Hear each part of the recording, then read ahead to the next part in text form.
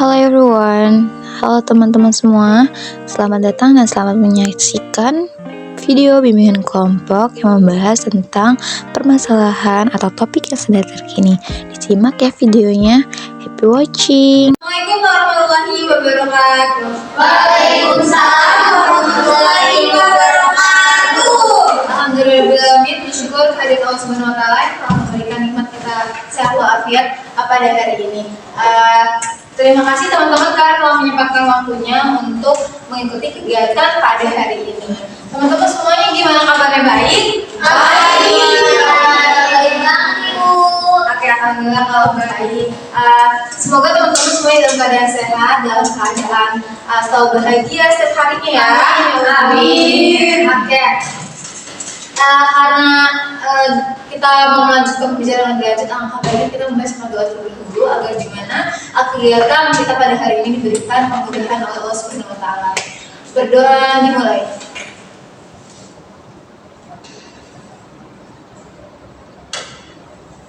Doa selesai. Oke. Teman-teman di sini udah ada yang kenal belum nih sama temennya? Belum ya, berarti first time nih ya ketemu. Oke, kita kenalan dulu ya. Kita kenalan pakai nama negara yang favorit, negara impian gitu. Oke, dimulai dari saya ya. Perkenalkan, nama saya Cherry Sukmawati. Negara impian adalah Korea. Dimulai dari sapi. Cherry Korea, Resti Mekah. Cherry Korea, Resti Mekah, Nisa Turki. Cherry Korea, Resti Mekah, Nisa Turki, Mawar Jerman. Cherry Korea, Ibu Cherry Korea, Resti Mekah, Nisa Turki, Mawar Jerman, Bila Paris. Bu Cherry Korea, Resti Mekah, Nisa Jerman, Turki, Nisa Turki, Mawar Jerman, Bila Paris, Risma Jepang. Oke. Bu Cherry Korea, Resti Mekah, Nisa Turki, Risma Jerman, Mawar Jerman, Fadila Paris, Risma Jepang, Iin Thailand. Aduh, yang terakhir banget sekali Bu. Ibu Cherry Korea, Resti Mekah, Nisa Turki, Mawar Jerman, Dila Paris, Risma Jepang, Iin Thailand, Ais Indonesia. Good, semuanya pada pengingat baik berarti ya. Coba saya ulangi lagi. Aisyah, coba yang pakai baju krem itu kerudungnya siapa? Mawar. Oke, Mawar. Yang pakai baju warna kuning? Risma. Oke, semuanya pada udah tahu ya? Iya. Alhamdulillah. Teman-teman nih, udah tahu belum sih kegiatan apa yang akan kita laksanakan pada hari ini? Jadi kita akan melaksanakan bimbingan kelompok. Ada yang udah pernah bimbing kelompok sebelumnya? Oke, berarti pertama kali ya dengan saya ya? Oke, jadi bimbingan kelompok adalah suatu layanan proses bantuan yang diberikan secara berkelompok nih. Kita kan berkelompok nih. Saya sebagai pimpinan kelompok dan teman-teman sebagai anggota kelompok yang memanfaatkan dinamika kelompok. Dinamika kelompok kan situasi, suasana interaktif dalam kelompoknya. Tujuannya tentunya untuk mengembangkan potensi teman-teman semua nih dalam nanti teman-teman dalam berinteraksi, dalam bersosialisasi dan berkomunikasi dengan orang lain gitu. Saya harap teman-teman dapat berpartisipasi aktif dalam mengikuti kegiatan bimbingan kelompok ini. Teman-teman dapat terbuka, dapat sukarela dalam menyampaikan ide gagasan teman-teman semua gitu ya. Sampai di sini ada yang ingin ditanyakan nggak nih? Oke. Karena sudah mengerti mungkin ya, jadi saya anggap cukup. Teman-teman semua sudah siap belum mengikuti kegiatan bimbingan kelompok ini? Siap ya.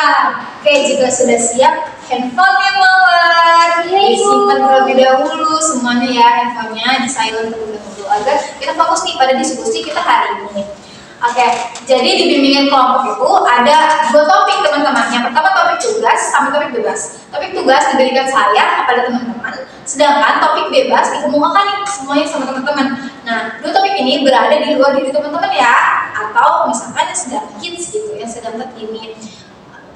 Seperti contohnya kemarin kalau ada pilpres gitu kan, itu kebetulan ada indikasi kecurangan dan lain-lain, itu masih dan sekiranya teman-teman mau bahas itu atau gimana. Nih, dari dua topik ini teman-teman mau topik tugas atau topik bebas nih? Topik bebas. Oke, kayaknya banyak nih ya yang pada topik bebas ya. Iya. Oke, kita bahas topik bebas ya. Kira-kira siapa nih yang mau mengangkat topiknya untuk hari ini? Saya. Wah, banyak sekali. Silakan dimulai dari Aisyah terlebih dahulu ya. Saya mau ngusulin kita ngebahas itu loh Bu, kemarin kejadiannya kemarin baru ini ada anak artis dari artis itu mengalami kekerasan dari baby sisternya sendiri, dari sisi susternya ini. Padahal susternya ini terpilih dari agensi mahal, agensi ternama gitu, tapi dia mengalami kekerasan tanpa tidak pengetahuan tanpa pengetahuan orang tua itu gitu. Bagus ini topik Aisyah, menarik sekali ya, masih terkini banget ya. Banget ya. Oke, siapa lagi tadi yang mengajukan? Oke, Resti silakan. Jadi Bu, saya ingin mengajukan tentang pencemaran nama baik muslimah yang mana dicemarkan oleh yang biasa kita tahu tuh di Madrid Ibu. Itu tuh lagi viral-viralnya dia yang mandi, yang itu tuh ngejar-ngejar Cak Abid. Cuman sayangnya ngejarnya tuh kayak lebih gimana gitu. Jadi apa ya, nama muslimah tuh jadinya lebih jelek gitu di pandangan orang lain gitu. Bagus ya kan, itu juga ya kan bobo agama gitu ya kan. Oke, bagus. Silakan tadi Fadila. Oh iya, saya punya topik tentang sama mungkin ya pencemaran nama. Cuma ini lebih spesifiknya ke artis. Jadi itu tuh netizen salah sasaran yang harusnya itu Sandra Dewi, tapi ini malah dari Sandra yang dijat. Itu seru sih kayaknya. Bagus juga, menarik banget ya, karena salah sasaran netizen Iya. ya. Oke, nih dari 3 topik ini nih teman-teman mau bahas topik yang mana dulu? Yang sekiranya teman-teman sepakat nih ya dari topik Aisyah. Siapa yang memilih topik Aisyah? Saya Bu. Wah, ini semua ada ya topik Aisyah. Berarti kita bahas topik Aisyah terlebih dahulu ya. Oke, kita bahas topik Aisyah terlebih dahulu. Silakan Aisyah, dikemukakan topiknya. Jadi gini ya teman-teman, mungkin 2 hari sebelumnya ya, 2 hari kemarin saya dapat berita gitu ya, scroll TikTok. Mungkin teman-teman juga udah pernah mendengar juga. Jadi 2 hari yang lalu itu ada kasus di mana anak dari artis terkenal ya segitu, orang tuanya itu masih kepercayaan sama susternya. Nah, si susternya ini gini, orang tua itu nggak mungkin kan milihin suster atau perawat buat anak itu dari asal-asalan gitu kan, soalnya beda kan dari orang tua zaman dulu yang katanya itu dari kampung orangnya terpercaya gitu. Sedangkan zaman sekarang kan teknologi udah semakin maju, semakin canggih, banyak website, banyak kayak kumpulan-kumpulan. Nah, si orang tua korban ini ngambil suster ini dari agensi ternama, entah apa agensinya kurang tahu. Dan di situ di CV suster ini sudah tertera banyak sekali pengalaman kerjanya dalam bidang ngurus anak, pendidikan anak dan lain sebagainya. Yang dimana orang tua itu semakin percaya dong, wah kayaknya suster ini layak lah untuk ngurusin anak saya. Kenapa orang tua itu milih untuk menyerahkan anak kepada susternya itu? Karena orang tuanya ini kebetulan sibuk, entah cuti atau ada keperluan lainnya gitu. Jadinya pada saat itu orang tuanya itu meninggalkan anaknya di rumah dengan susternya. Nah, untungnya di rumahnya itu ada CCTV ya, dilengkapi oleh CCTV. Jadi orang tua itu tuh bisa mantau dari CCTV. Ternyata entah gimana itu ceritanya, pokoknya ternyata si orang tua ini melihat kejadian yang tidak enak gitu ya, yang dimana si korbannya ini, anaknya ini kalau nggak salah berusia 2 tahun ya, 2 tahun dia ini korban ini mengalami kekerasan oleh suster ini. Entah suster ini greget atau gimana ya, mungkin gemes kali ya, gimana awalnya di ketiduran, kayak lagi diomongin, terus sama kaman ada kekerasan lainnya, dijambak-jambak rambutnya, terus sampai akhirnya di menit katanya di situ berdurasi 1 jam. Nah itu sampai di mana suster itu pindah posisi, yang tadinya misalnya posisinya di sini, jadi di sini, dan anaknya tuh jadi agak ketindihan gitu, terus kepalanya dikirim pakai buku. Dan itu orang tuanya itu mengupdate kabar anaknya itu bahwa ada luka memar di mata dan di bagian telinga. Itu sih berita dari yang saya mengerti. Dan kalau saya tahu nih kabar ini, cuman kalau dalam ceritanya yang saya baca di artikel itu tuh, jadi tuh awalnya itu kupingnya itu ada sedikit luka gara-gara anak itu jatuh. Nah ingin diobati nih, cuman kan namanya juga anak-anak, diobati berada takut mungkin ya gitu. Nah gak mau diam nih, masuklah ke kamar, dijewer kupingnya kayak gitu. Namanya juga luka, mungkin kebarat dikit, cuman namanya baby sister ya, takut ketawa mamanya atau gimana gitu, pengen diobatin anaknya nggak mau, dia greget emang, greget gitu tuh. Jadi dijewer, terus makin lama makin yang namanya juga anak kecil, dijewer makin aneh. Nah di situ malah lebih brutal kayaknya tuh ya. Terus yang saya juga tahu itu tuh dari bagian cerita itu, saat ibunya pulang gitu ya, saat ibunya pulang, anaknya itu bertemu dengan ibunya, udah lupa kayak gitu. Ditanya dong sebelum dicek CCTV itu, ditanya terlebih dahulu ke baby sisternya, ini anak kenapa? Dibilangnya jatuh dari kamar mandi. Gak mungkin dong jatuh dari kamar mandi dengan segitu banyak parahnya, apalagi matanya yang bonyok banget gitu kan. Kalau kita lihat di foto-foto gitu ya, itu kan parah banget gitu loh buat seusia anak kecil yang cuma jatuh dari kamar mandi gitu. Nah akhirnya baru dilihat di telusuri lewat CCTV. Walaupun CCTV-nya kan gak ada suara, tidak ada suara gitu. Itu sih yang saya tahu di artikel juga. Jadi gangguan ya sih, susah kan?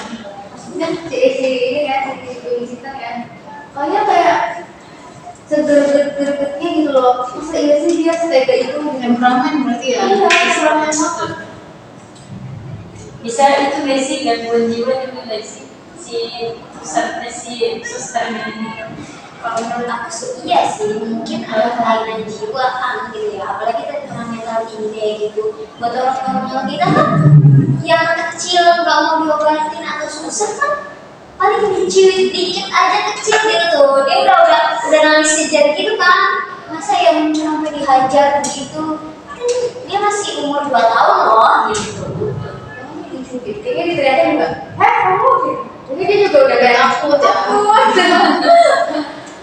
Tapi yang aku lihat aja tadi tuh di beberapa komentar kan ada yang angkat ke TikTok ya. Di beberapa komentar itu kayaknya dia bilang kalau itu ternyata udah problematik masalah sebenarnya. Jadi nggak tahu sih ini dia tuh masih kerjaan apa gimana juga dia ngomong terusnya tuh dari problematik, jadi bisa bermasalah, lalu dia minta kerjaan sama dia orang itu yang komennya cepat. Jangan saya tanya, soalnya saya tahu kalau itu problematik, cuma nggak tahu kenapa bisa dapet di agensi itu. Jadi udah bermasalah. Aku bisa sampai agensinya 25 gitu, emang gak gitu. Kan itu pakai CV palsu ya? Iya, jadi belum terupload gitu ya. Salah agensinya nggak sih nggak teliti juga? Bisa aja ada data yang bocor itu. Agensi sebesar itu bisa mencoba mengangkat Kan agensi yang biasa artis-artis loh yang ngambil kan itu. Iya, Gak mungkin nggak sekali ya. Karena kan itu sekelas artis pasti mampu lah bayar sebulan 3 juta 5 juta mah. Lebih Jangan lebih ya, banget lebih. Ya kayak yang kita tahu aja ya, dari situ yang terkenal ya. Sri kayak gitu kan mungkin ya Sri itu Mungkin lah. Iya di atas sih di atas saya. mungkin dari situ juga akhirnya itu juga ada di sana. ya. Tapi kemungkinan bisa jadi, soalnya kan udah tahu kita apa ya, agensinya kan udah ternama, terus artis-artis udah banyak yang ngambil gitu kan ya, yang pakai dari agensi itu. Kayaknya sih bisa jadi itu dari agensi sana. Terus saya juga dengan beritanya kalau memang si susternya juga cerai ya sama sebelumnya. Oh iya, anak waktu ya? Iya. Dia punya anak. Tapi anaknya dibawa suaminya kayak gitu. Iya, katanya sih anaknya cuma dibawa suaminya, nggak sama dia, cuman ada di kampung halaman karena kalau nanti bertemu dia, nah, itu tapi sebagian riwayat kecil yang saya lihat ya, maksudnya yang saya tahu gitu, beberapa artikel yang ada di FVP, itu gitu doang sih kayaknya mas. Berarti ada kemungkinan kalau agensi ini ilegal nggak sih? Iya, Enggak sih kalau ilegal saya nggak mungkin. Ilegal tuh nggak ada sertifikasi. Tapi aku tahu kalau ilegal cuma kalau yang tadi pagi aku lihat ya di SD gitu ya.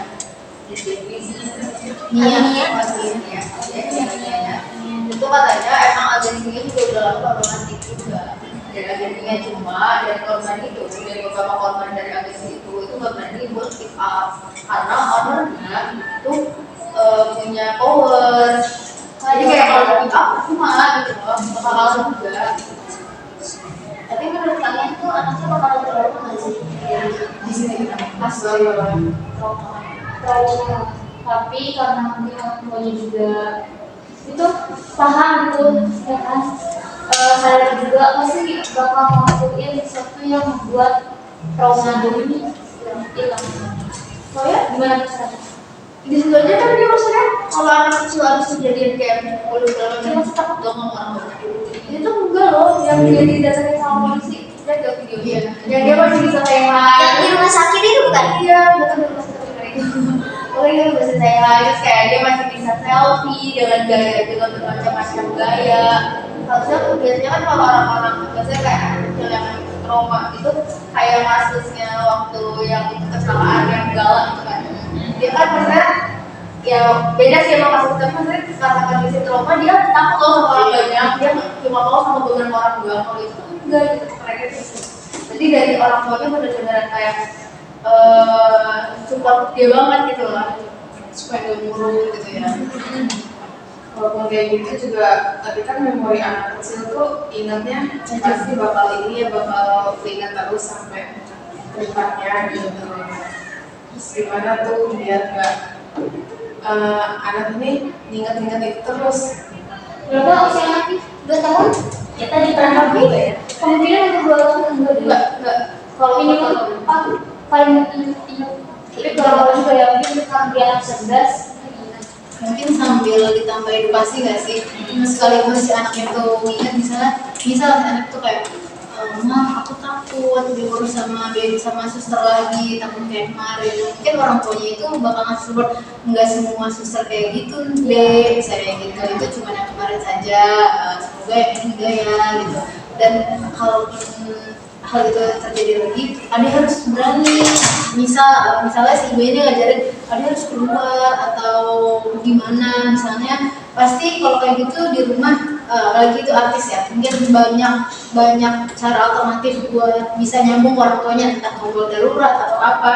Mungkin si ibu ini bakal lebih protek lagi, misalnya kayak, oh berarti kalau saya tinggalin anak-anak saya harus nyimpan misalnya telepon darurat nih yang dimana kalau sekali ngechat itu hubungan sama saya gitu. Jadi mungkin si ibu bakal lebih ngasih fasilitas banyak, terus kayak ngasih edukasi kayak gitu, jangan sampai takut gitu ya udah itu biar jadi pembelajaran kamu mungkin bisa seperti itu ya.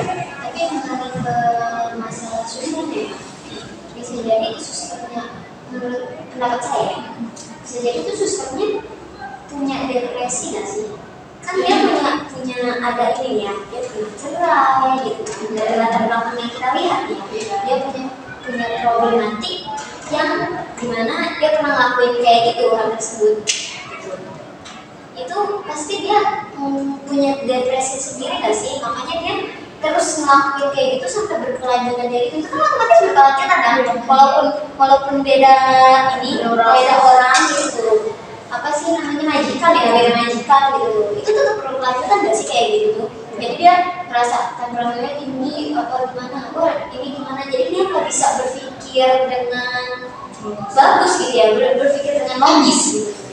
ada motif-motif lain ya dibalik dia melakukan itu ya. Iya sih menurut jadi karena depresi, bisa juga kayak mungkin balas dendam sama sama ada problem waktu sama majikannya ini atau jadi kita nggak bisa 100% memajak si suster ini gitu ya. Walaupun jangan salah ya.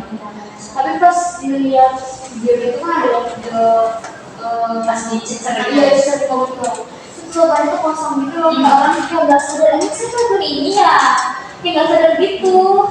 Tapi kalau nggak salah,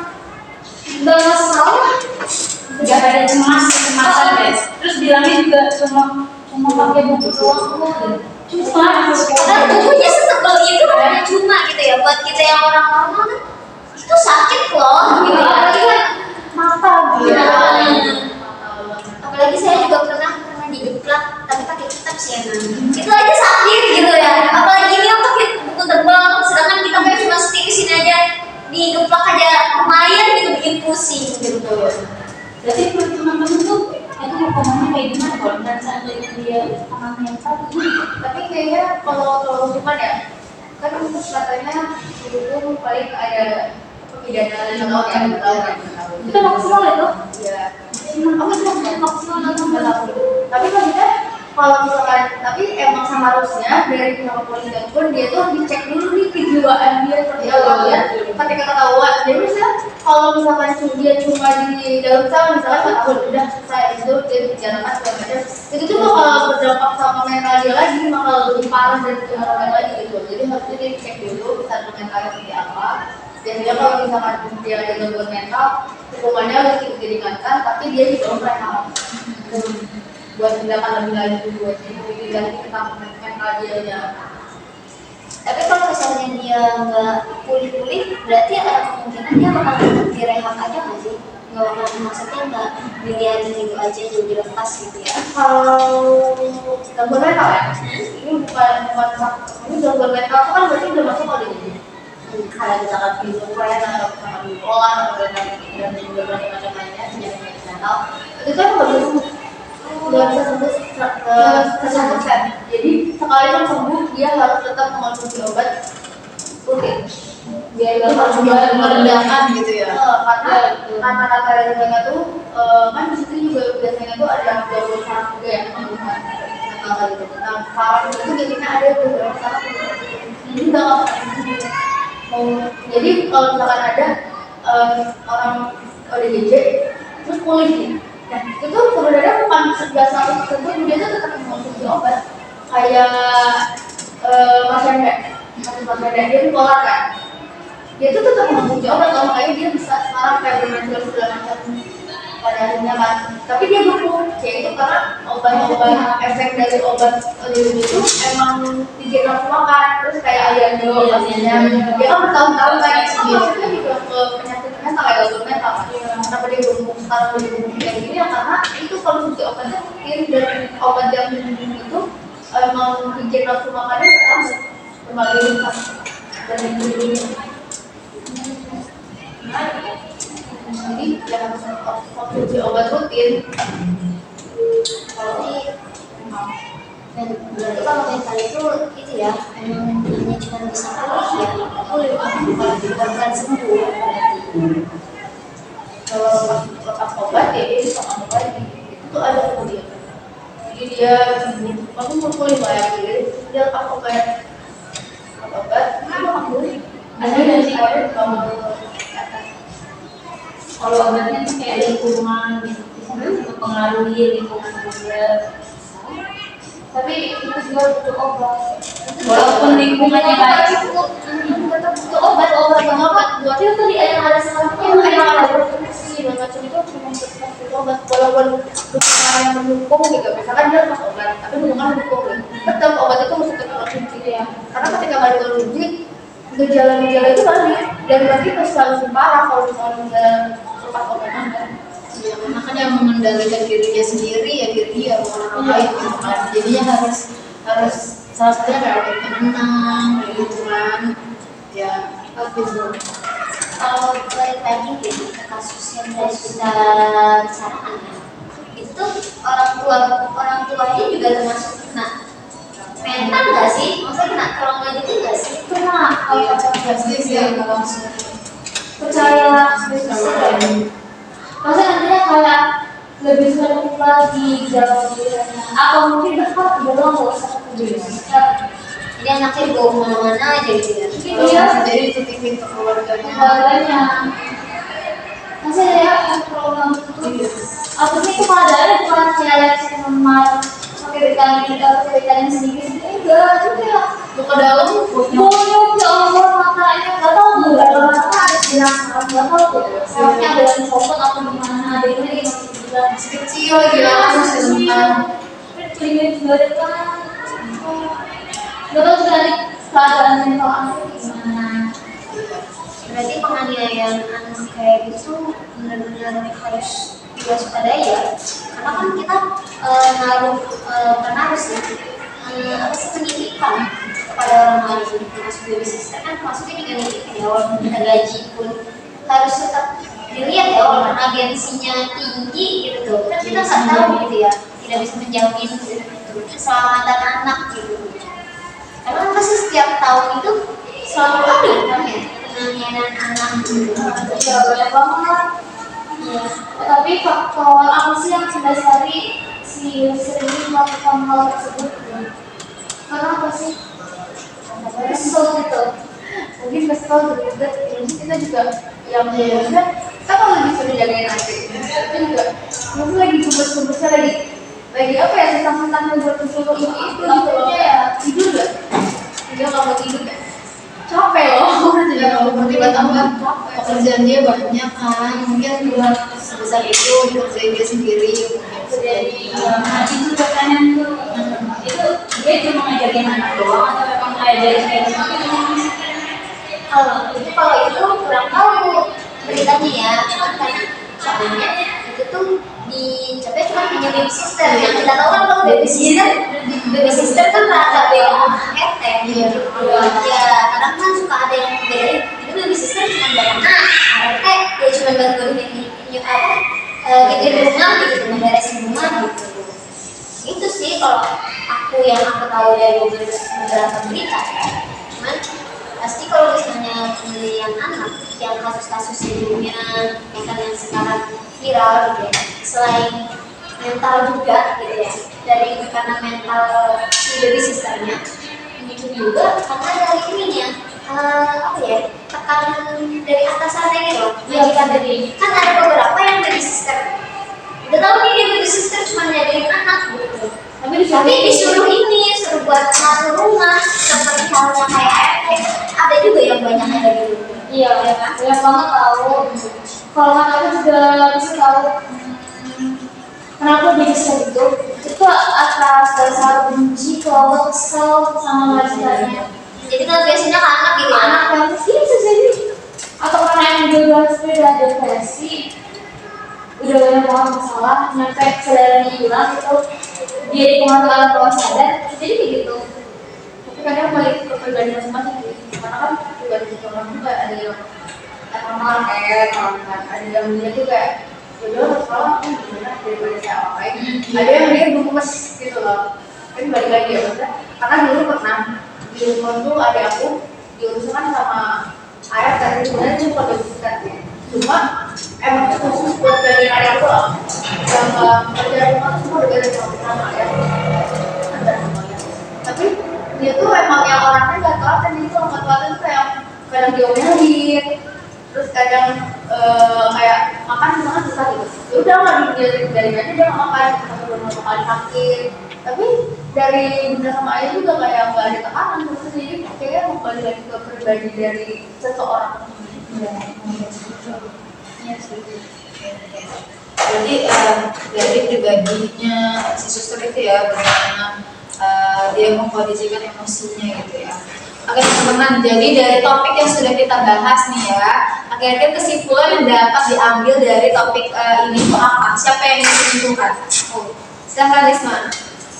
Jadi dari topik yang kita bahas hari ini kita dapat pelajaran bahwa kita nggak boleh gampang menaruh kepercayaan pada seorang, karena walaupun orang itu di lingkungan terdekat kita tidak boleh langsung menaruh kepercayaan, karena tidak semua orang baik dan tidak semua orang jahat. Bagus sekali Risma. Siapa lagi yang mau menyimpulkan?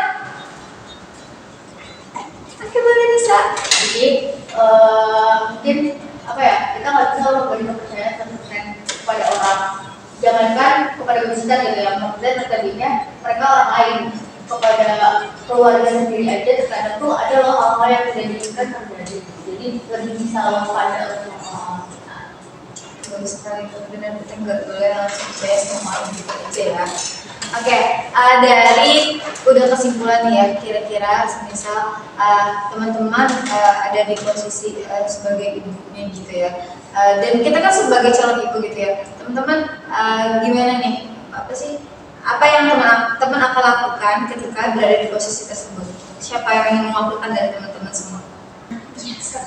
Ya sama ya, seperti yang ibu korbannya ini, saya bakal maksud sih, soalnya itu mau gimana juga itu anak saya gitu kan, saya nggak terima dong anak saya disakitin kayak gitu, jangan kan sampai sakit fisik ya, yang cuman mungkin kalau misalnya bagi ibu yang sensitif banget ngelihat anak jatuh aja kayak aduh dia ini bisa hati-hati, bisa begitu kan, apalagi ini yang ngelihat kayak lebam kayak gitu. Mungkin kalau emang kurang-kurangnya si ibu korban ini ngasih batas kesabaran dari dia, mungkin bisa jadi ibu korban ini bakal lebih ngelakuin itu gak sih? Iya, soalnya kayak sakitnya loh gitu kan, itu anak saya masa kamu udah saya gaji, saya kasih kan di video itu yang di mobil, saya intinya kayak bahasa saya tuh kurang apa, kamu makan enak saya kasih, kamu mau apa saya kasih, tapi sekarang kamu cuma saya tugasin nitipin anak saya aja, kamu sakitin saya aja loh, nanti kayak gitu. Jadi saya bakal musuh sih. Bagus sekali pendapatnya. Nah teman-teman, pesan dan kesan dalam kegiatan bimbing kelompok ini apa nih teman-teman? Saya Ibu, banyak sekali. Ayo mulai dari siapa? misalnya alhamdulillah bisa tahu kesini, jadi nanti next day atau next moment saya tuh bisa lebih hati-hati lagi Bu. Misalnya semoga nanti di pertemuan selanjutnya pembahasannya lebih seru lagi. Oke, bagus Mawar. Tadi siapa? Resti ya? Silakan. Kalau kesannya benar, sebagai mawar saya juga setuju gitu ya, mendapatkan materi gitu ya, mendapatkan lebih banyak kayak materi tadi, kita saling menemukan hal-hal atau apa gitu ya, itu udah termasuk bagus lah buat saya sendiri gitu ya, buat ngambil pelajaran. Dan kesannya juga saya juga mendapatkan teman-teman baru ya Bu, teman-teman baru, saya bisa berpendapat dengan secara leluasa, lebih percaya diri gitu. Nah kesannya tuh semoga di pertemuan berikutnya saya mungkin bisa lebih banyak percaya diri, bisa mengetahui lebih banyak informasi. Oke, terima kasih. Fadil? Sebenarnya sama semuanya tadi. Kalau lebih dalam kesan dulu itu kesan ya. Yes, kesannya buat kita para calon ibu lebih sadar lebih, jangan mudah percaya karena setiap manusia ada sisi baik dan buruknya. Bagus sekali Fadil. Oke, teman-teman, alhamdulillah kita pada akhir sesi bimbing kelompok. Nah tadi kan ada berapa tema yang belum kita bahas, 2 ya. Nah 2 tema ini akan kita bahas kapan? Sekarang atau kapan? Minggu depan. Minggu depan ya? Iya. Di jam yang sama, hari yang sama. Oke, nanti kita akan bahas 2 topik ini di hari esok ya. Oke, teman-teman, saya ucapkan terima kasih sekali lagi karena telah menyempatkan waktunya dalam mengikuti bimbingan kelompok pada hari ini. Semoga teman-teman selalu diberi kesehatan, diberi ketabahan, kebahagiaan selalu. Sebelum mengakhiri kegiatan konseling bimbingan kelompok pada hari ini, alangkah baiknya kita mengucapkan alhamdulillah. Terima kasih sekali lagi. Wassalamualaikum warahmatullahi wabarakatuh. Waalaikumsalam warahmatullahi wabarakatuh. Terima kasih sudah menonton. Jangan lupa masukkannya di kolom komentar ya guys.